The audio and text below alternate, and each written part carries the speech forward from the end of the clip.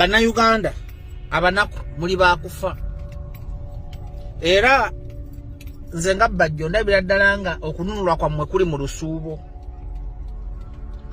Simanyi eriba nteekateeka ya Mukama Katonda. Yesu alimala kusalawo ne Muhammadi ne bagamba tudde tutaase Uganda naye temugenda kutaasibwa. Ekisookera ddala muli bangu bakubuzaabuza, temumanyi kye mwagala, muli bangu bakuwera hoodwinked omuzungu bw'akiyita.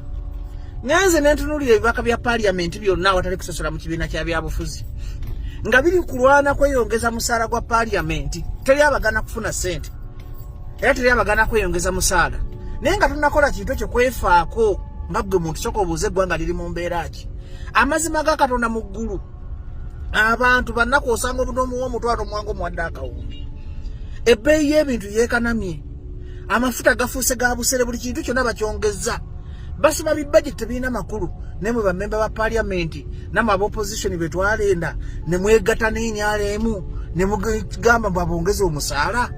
Lwaki mukuteesa oba mukubawo okugabana mukolagana ne Museveni ate mukutekusanya katemba ne firimu zammwe nga mwagala okudda mu parliament mwefula ba opposition? Opposition kitegeeza ki? Opposition kitegeeza okukiikirira abantu bo ekwogera ebibaluma, kitegeeza okukyusa embeera y'abalonzi gye bakusindika balwanirire, tekitegeeza kugenda kwekusa, tekitegeeza kugenda kweyongeza musaala. Bobi Wine munenyaako ekintu kimu, yagenda n'akola ensobi n'alonda leader of opposition amusinga amagezi, amusinga firimu za politics. Teri muntu asa opposition nga leader of opposition atambulira mu nkowa za mukyala Amongi, kyamugamba kyakola. Opposition yena yagitunda. Era Bobi Wine bw'otenyweze, Bobi Wine bw'otonyweze bagenda kubbako ekibiina kya Nuupu. Nze bankugamba wano nti oli w'amaanyi okusinga Nuupu, naye kati ogenda kutuuka ekiseera nga ne bwewandiika ebbaluwa terina kyekosa mu bubaka wa parliament ko bakolako enkwe z'otomanyi baku hosting kitegeeza ki mu Luganda, bakugobe. Bala batoli level za bana abasajja bakola ka business kabwe. President Museveni n'aba opposition bakola ka business kabwe, mubereri mu nvume mfuge nanze wembawa namwe mulya mubonyebonye ebironzi. Kati nkubulira amazima ga Katonda mu ggulu Bobi Wine botozo era nasanyuse nnyo nakulwajoza abadde sawa 9 zisogera kalebule. Bobi Wine ayise leader of opposition ne mumyuka we ne banambeshe n'abasomera n'abagamba mu struggle mufudde mu bantu ababalonda alina abaganda okwogera ekintu kyonna. Zalagabe Kyagulanyi agenda kuba president wekatali giri eribiika yabadde ng'omukulembeze nga Museveni wanayita cabinet n'akamboolya bannankabi wanatambula n'agenda.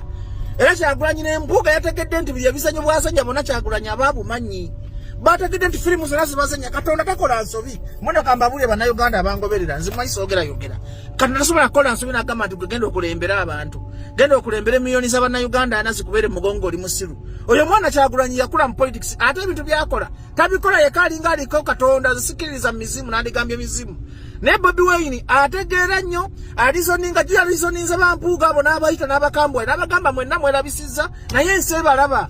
Nekalize ekintu makumi bannayuganda mwagaana okulonda abantu abalina obusobozi mwagala kulonda kibayita mono opposition musimanyo n'atubeererawo omuntu ababeerawo yoyo omuntu asobola okugamba nti nfuna miliyoni 3 mu parliament kambaweeko miliyoni 15 nange nkozeseeko miliyoni 15. Omuntu ababeerawo omuntu atasobola kubatunda naye opposition yabatunda aga Katonda.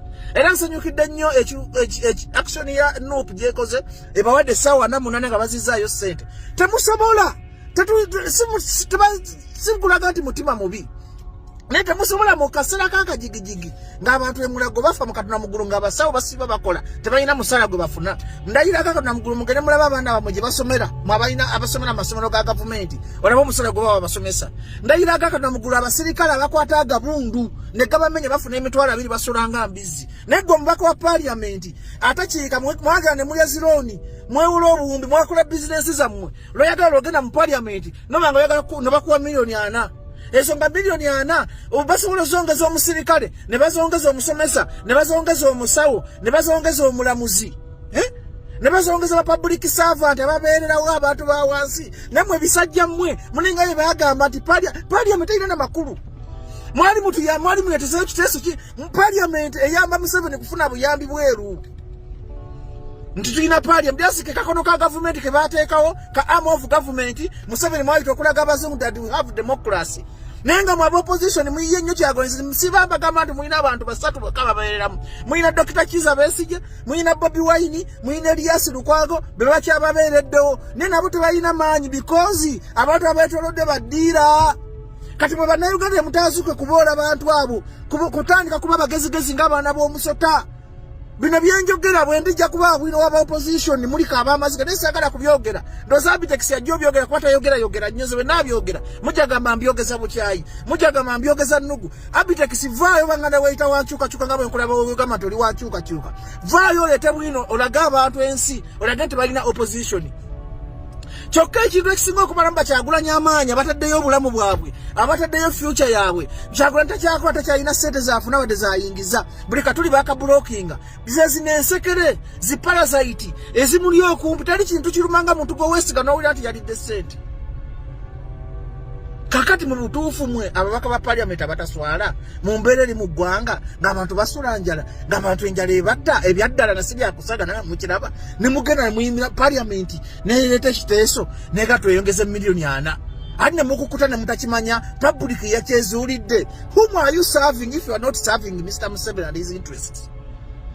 You people stop hoodwinking people because you are muzanyide ku bannayuganda ku emotional intelligence yabo okubalaga nti babeererawo naye nga emizanyo gyabwe mugimanyi. Tewali agaana kuzanya mizanyo kasooba nga tokosa public naye ate omuzanyo ogulimu okukosa omuntu wawaasi bali abantu bawaasi mubamanyi basajja batu bakazi batu bannaku tebalina ddoboozi bo kyobagamba kye bagenda nakyo bo babamanyi mubabeererawo. Kibi nnyo okuzanyira ku nnaku y'abantu okuzanyira ku mitima gy'abantu ne mwefuna nti mubalumirirwa kumbe nga mukkusa mbuto zammwe. Kati kambabuulire temugenda kukkuta. Nze waliwo ababaka bemmanyi abadde mu parliament ebisanja mukaaga kati bakyali baavu.